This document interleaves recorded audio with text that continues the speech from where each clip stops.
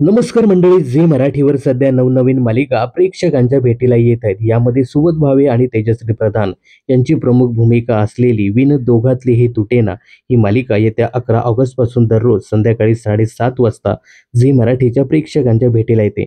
यासोबतच शिवानी सोनार आणि एन स्वराज यांची प्रमुख भूमिका असलेली तारिणी ही मालिका सुद्धा 11 ऑगस्ट पासूनच सोमवार ते शुक्रवार रात्री 9:30 वाजता प्रसारित होणार आहे. आता या दोन नवीन मालिकांसाठी झी मराठीवरील 4 जुन्या मालिकांमध्ये मोठा बदल करण्यात आला आहे.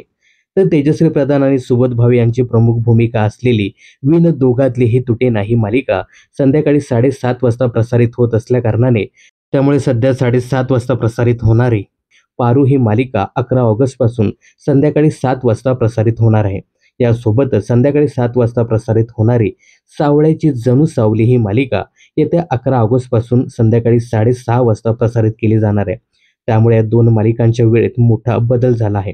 आता संध्याकाळी 6:30 वाजता प्रसारित होणारी लाखात एक आमचा दादा या मालिकेला अजूनही झी मराठीने कोणताही नवीन स्लॉट दिला नाही. त्यामुळे ही मालिका बंद होणार असल्याचं बोललं जात आहे.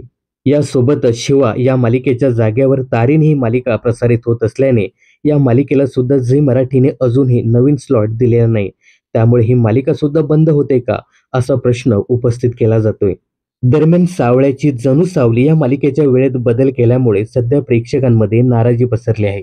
तर मित्रांनो, विण दोघातलीही तुटेना आणि तारिणी या नव्या मालिकेमुळे झी मराठीवरील 4 जुन्या मालिकांना मोठा फटका बसला आहे. पारू आणि सावळ्याची जणू सावली या मालिकेच्या वेळेत बदल झाला आहे. यासोबतच लाखात एक आमचा दादा आणि शिवा या मालिकेला अजूनही नवीन स्लॉट दिला नाही. त्यामुळे या मालिका बंद होतात का असा प्रश्न उपस्थित होतोय. तर झी मराठीवर होत असलेल्या या नव्या बदलाबद्दल तुम्हाला काय सांगायचं हे कमेंट्स करून नक्की सांगा.